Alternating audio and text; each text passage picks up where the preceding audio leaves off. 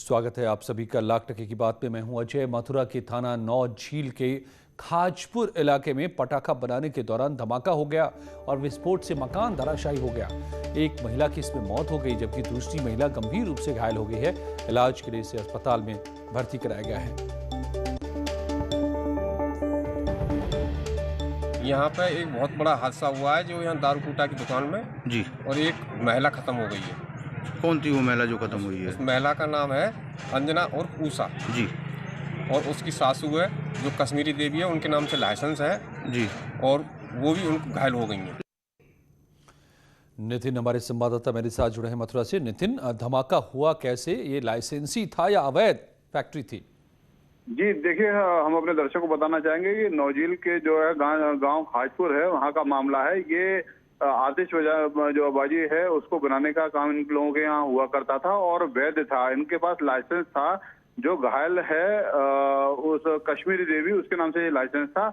लेकिन आज शाम अचानक एकदम से धमाका हुआ। बताया जा रहा है कि जो कश्मीरी जो देवी है, इनकी जो बहू थी अंजना, वो अंदर कुछ काम कर रही थी। उसी दौरान ये धमाका हुआ, तेज धमाका हुआ। गांव से बाहर ये आतिशबाजी का जो इनका गोदाम था, वहां पर ये धमाका हुआ, जिसके चलते एक बड़ा हादसा होने से बच गया। लेकिन इस हादसे में एक महिला अंजना की मौत हुई है, वहीं एक महिला घायल है।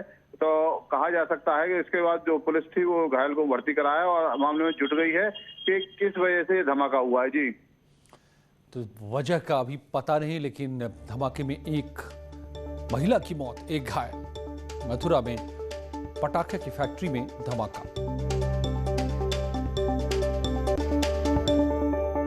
फर्रुखाबाद के शहर कोतवाली क्षेत्र के नाला मच्छर टट्टा मोहल्ले में कूड़े के ढेर में धमाका हो गया।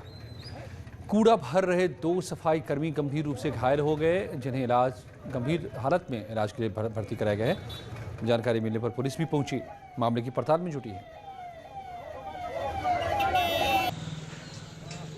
कूड़े के ढेर में जब यहाँ नगर पालिका के कूड़े के ढेर से कूड़ा उठा के गाड़ी में रख रहे थे, तो एक ट्रिप के बाद देखने के बाद ये जो कर्मी थे, यहाँ पर 3 कर्मी थे, उसकी ड्राइवर साइड तो उठा के फेंक रहा था, तो उसमें विस्फोट हुआ। देखिए, इसमें 3 लोग हताहत हैं, वो खतरे से बाहर हैं। प्रयागराज से बड़ी खबर आ रही है, जहां पर दानापुर सिकंदराबाद एक्सप्रेस ट्रेन की S2 बोगी में आग लगने से हड़कंप मच गया। रेलवे कर्मचारियों ने यात्रियों की मदद से आग पर काबू पाया। प्रयागराज के छिवकी रेलवे स्टेशन पर ट्रेन रुकने के दौरान यह हादसा हुआ। हादसे में सभी यात्री सुरक्षित बताए जा रहे हैं। तो ये आप प्रयागराज की तस्वीर देख रहे हैं, जहां पर ट्रेन की बोगी में कैसे आग भड़क गई और ये बर्निंग ट्रेन में तब्दील हो गया। छिवकी रेलवे स्टेशन पर यह हादसा हुआ जब आग भड़की। हालांकि रेलवे के कर्मचारियों ने यात्रियों की मदद से आग पर काबू पा लिया। और दिल्ली में 1 घंटे के बाद वीकेंड लॉकडाउन की शुरुआत हो जाएगी। इससे पहले आनंद विहार बस अड्डे पर लोगों की भारी भीड़ उमड़ गई है। बसों के इंतजार में खड़े लोग कोविड प्रोटोकॉल की भी परवाह नहीं कर रहे हैं। कई लोगों ने मास्क नहीं पहना है। सोशल डिस्टेंसिंग का तो किसी को ख्याल नहीं है। दिल्ली में आज रात 10 बजे से सोमवार सुबह 10 बजे तक के लिए लॉकडाउन है, लिहाजा दूसरे राज्यों के लोग अपने घरों का रुख करने लगे हैं और इसीलिए आनंद विहार बस अड्डे पर बड़ी तादाद में यात्री जुट गए हैं और इससे यहां भी संक्रमण फैलने का खतरा पैदा हो गया है। यह तस्वीर आनंद विहार बस अड्डे की, जहां से लोग अलग अलग राज्यों के लिए भी जाते हैं। यूपी उत्तराखंड के भी बहुत बड़ी संख्या में यहाँ से लोग जाते हैं, यहाँ से बसें मिलती हैं। और दिल्ली में क्योंकि 2 दिनों का लॉकडाउन है, आज रात से लेकर सोमवार सुबह तक के लिए लॉकडाउन है, तो जो लोग आसपास के इलाकों के हैं वो सब के सब अपने घरों का रुख करने लगे हैं और इस वजह से बड़ी भीड़ उमड़ पड़ी है आनंद विहार बस अड्डे में। पिछले 24 घंटे में यूपी में 27,426 कोरोना के नए केसेस सामने आए हैं और 24 घंटों में 103 की मौत हो गई है। लखनऊ में 6,598 नए केसेस सामने आए हैं। प्रयागराज में 1,758 नए केस आए हैं, जबकि वाराणसी में 2,344 केसेस, कानपुर में 1,403 नए कोविड के पेशेंट सामने आए हैं।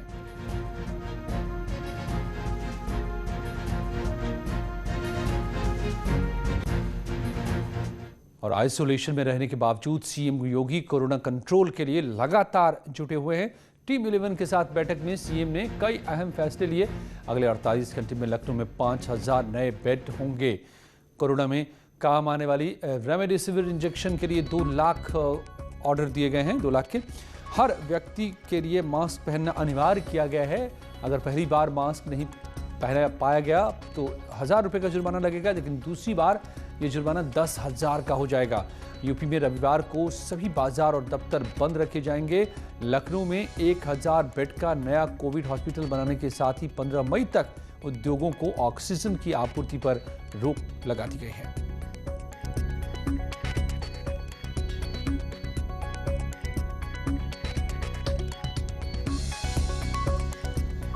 और आज प्रदेश में कोरोना को लेकर यूपी सरकार ने बड़ा फैसला किया है। टीम 11 की बैठक में सीएम ने प्रदेश में सभी के लिए मास्क लगाना अनिवार्य कर दिया है। इसके तहत पहली बार मास्क के बिना कपड़े पकड़े जाने पर 1000 रुपये का जुर्माना लगेगा, जबकि दूसरी बार अगर बिना मास्क के पकड़े गए तो फिर जो जुर्माना 10 गुना ज़्यादा हो जाएगा, यानी 10,000 का जुर्माना लगेगा। कई जगहों पर आज शाम से चालान भी कटने लगे, मगर फिर भी लोग अभी भी इस बात की परवाह करते कम नजर आ रहे हैं। आज दिन में देखिए प्रचार तक करते नजर आए और बिना मास्क के। ये भी बताना चाहेंगे कि पूरे प्रदेश में मास्क लगाने पर विशेष जोर दिया गया है। आज मुख्यमंत्री जी ने ये भी घोषणा की है कि यदि मास्क नहीं लगाया जाएगा तो भारी जुर्माना किया जाएगा, और दूसरी बार अगर मास्क नहीं लगाएंगे तो कहीं अधिक जुर्माना किया जाएगा। इसके लिए आज ही सभी प्रशासनिक और पुलिस अधिकारियों को पुनः मजबूती से कहा गया है। हमने सभी वरिष्ठ अधिकारी जैसे commissioner, एडीजीज, IGs, DMs, SPs, CPs को कहा है कि वो खुद भी खड़े होकर जो है मास्क चेक करें और इंश्योर करें कि हर क्षेत्र में मास्क का उपयोग हो रहा है। और यूपी में बिना मास्क पकड़े जाने पर 1000 का जुर्माना लगाने की बात कही गई है। 10,000 का जुर्माना दूसरी बार, तो इस पर समाजवादी पार्टी की तरफ से प्रतिक्रिया आई है। पार्टी के प्रवक्ता अनुराग भदौरिया ने जुर्माना लगाने के आदेश पर सवाल खड़े किए हैं और कहा है कि समय से मरीजों को बेड नहीं मिलने, ऑक्सीजन और वेंटिलेटर नहीं मिलने पर अधिकारियों पर कितना जुर्माना लगेगा, ये भी सरकार को तय करना चाहिए। कमाल है भारतीय जनता पार्टी का और भारतीय जनता पार्टी की सरकार का, उत्तर प्रदेश का।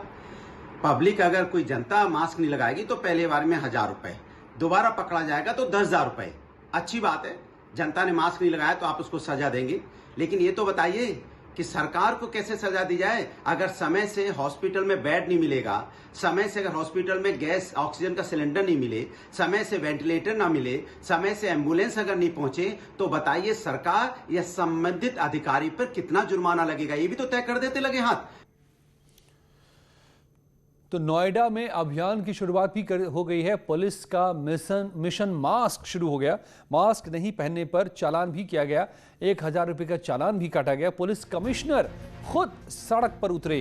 पुलिस कमिश्नर आलोक सिंह ने मोर्चा संभाला। तो आज इस कड़ाई से सीएम योगी ने आदेश दिया कि मास्क लगाने को इन्फोर्स किया जाए, तो नोएडा के कमिश्नर भी सड़क पर उतरे और लोगों का चालान भी कटा। सुनिश्चित न करने के कारण इसके नोएडा में अभी स्थिति काफ़ी नियंत्रण में है और ये एक सामूहिक प्रयास रहा है शुरू से, जिसमें हमने लोगों को अवेयर किया है, जागरूक किया है कि कोरोना से बचने के जो उपाय हैं उसमें सबसे महत्वपूर्ण है सोशल डिस्टेंस बनाए रखना। उसके साथ साथ अपने चेहरे को कवर करना मास्क से, और बार बार जो है हाथों को धो के रखना। इसके अतिरिक्त वैक्सीनेशन का भी एक ड्राइव यहाँ पे बहुत ही सक्सेसफुली चला है, जिसमें से जो पात्र लोग हैं उनको वैक्सीन भी लगाई गई है। इसी का परिणाम है कि अभी तक बहुत चीज़ें नियंत्रण में हैं।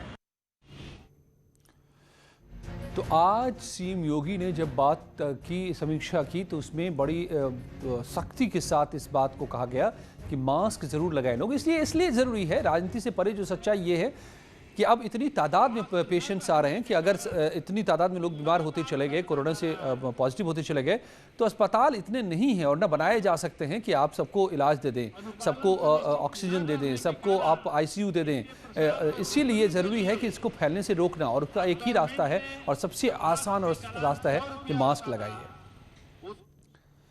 और बलिया में एक हैरान करने वाला वीडियो वायरल हुआ है। इस वीडियो में एक युवक पूर्व प्रधान के पैर धोकर पानी पीता नजर आ रहा है। वीडियो में साफ दिख रहा है कि पूर्व प्रधान कुर्सी पर बैठा है और एक युवक पहले पूर्व प्रधान के पैर धोता है और फिर बर्तन से उसी पानी को उठाकर पीता है। ये वीडियो विशनपुरा गांव का बताया जा रहा है। वीडियो वायरल होने के बाद पूर्व प्रधान अजीब सी दलील दे रहे हैं। पूर्व प्रधान का दावा है कि लोग गुरु मानकर उनका सम्मान करते हैं, लिहाजा सम्मान की भावना से ही युवक ने पैर धोकर पानी पिया है और इसमें कोई बुराई नहीं है।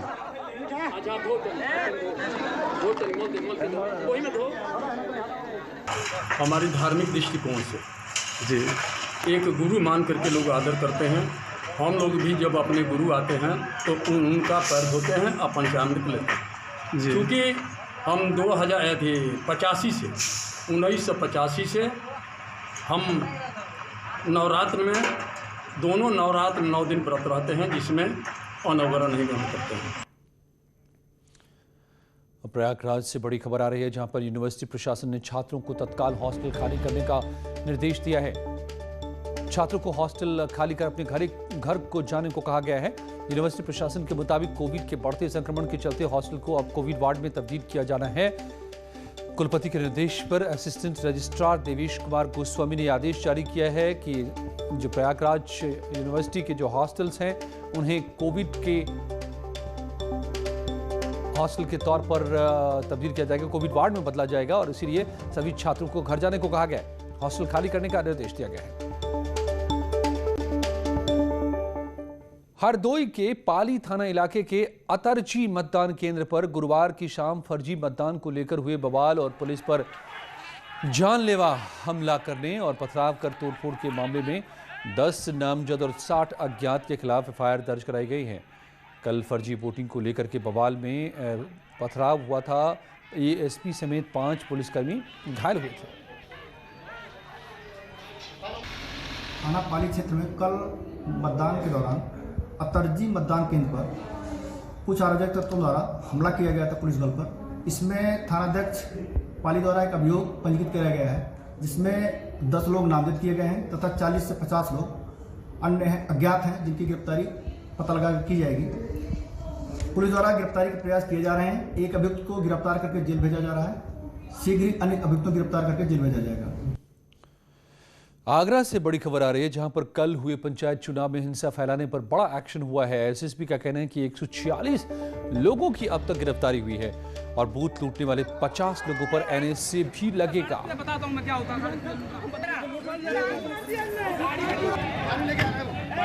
तो 146 लोगों पर गिरफ्तारी तक हो चुकी है और कई लोगों पर एनएसए लगाने की तैयारी हो रही है। 50 लोगों पर एनएसए लगाया जाएगा। बड़ी कार्रवाई और सख्त कार्रवाई आगरा में चुनाव के दौरान अशांति पैदा करने वालों। लौटते हैं कुछ ही पलों में और खबरों के साथ। बुलंदशहर में खुर्जा नगर कोतवाली क्षेत्र में युवती के साथ छेड़छाड़ की शिकायत करने पर थाने में पुलिस की मौजूदगी में मारपीट का मामला सामने आया है। वीडियो सोशल मीडिया पर भी वायरल हो रहा है। बताया जा रहा है कि युवती के साथ छेड़खानी करने वाले दबंग के खिलाफ जब पीड़िता थाने जाकर शिकायत कर रही थी, उसी दौरान पीड़िता और उसके परिवार को दबंगों ने टेम्पो स्टैंड पर दौड़ा कर पीटा। पुलिस ने दबंगों के खिलाफ कार्रवाई करने के बजाय पीड़िता के पिता के खिलाफ ही मामला दर्ज कर दिया है। पीड़िता ने एसपी देहात से मिलकर अब न्याय की गुहार लगाई है।